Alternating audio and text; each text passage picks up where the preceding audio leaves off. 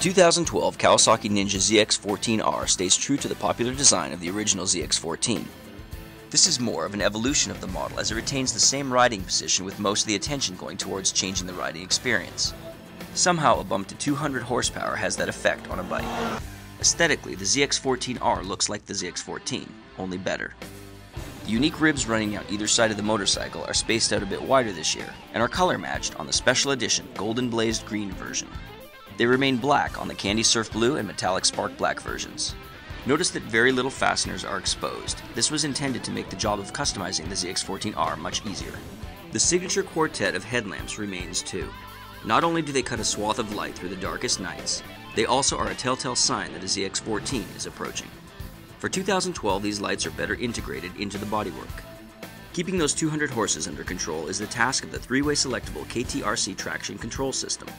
The controls on the left handlebar allow the rider to choose from the default TC1 or the TC2 for use on wet surfaces, and TC3 smooths out the riding experience on multiple surfaces, which is great for touring. First impression is, bike's got a heck of a motor, man, I gotta tell you. Here's the heart of the new ZX-14R. The engine is now 1441 cc's, pumps out nearly 200 horsepower, over 100 pound-feet of torque, which elevates the 14R to the top of the food chain right now. Internally, the ZX-14 features revised intake and exhaust ports, which are now hand-polished ports for the first time ever on a ZX-14 model. Camshaft profiles increase power, and a new camshaft tensioner reduces mechanical noises when the engine is cold. Box-style forged pistons are 6 grams lighter and also for the first time on a ZX-14.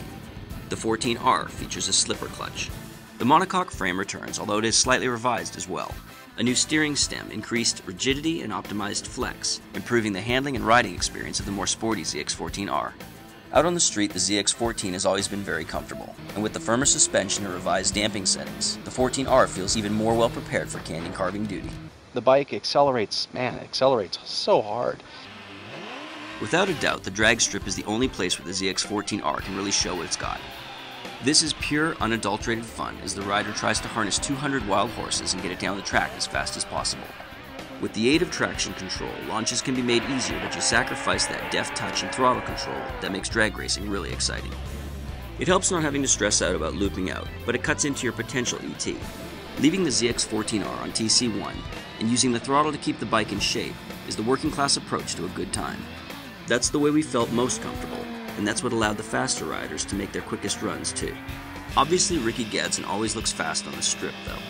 He managed to run 9.6 second passes on the stock ZX-14R, while our best was a measly 10.06. It's cool to have him guide you through the process though. We just wish he could channel some of those launch skills into our hands so we can consistently visit the 9-second mark.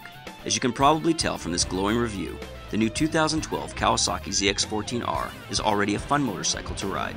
How can you complain about a 200 horsepower sport bike with traction control that is also extremely comfortable and fun to ride out on the open road?